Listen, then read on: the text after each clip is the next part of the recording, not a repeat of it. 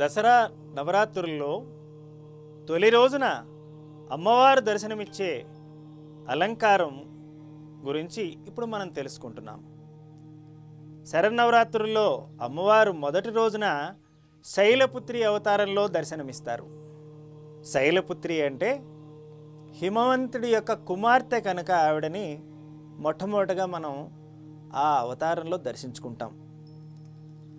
ఈ అవతారంలో అమ్మవారు త్రిశూలధారిణి అయిన హిమవంతుడి కుమార్తెగా శైలపుత్రిగా నందివాహనంపై ఆరూఢురాలై భక్తులకు దర్శనం ప్రసాదిస్తారు. శైలపుత్రికి పాడ్యమి రోజున విశేషంగా సమర్పించే నైవేద్యం పులగం.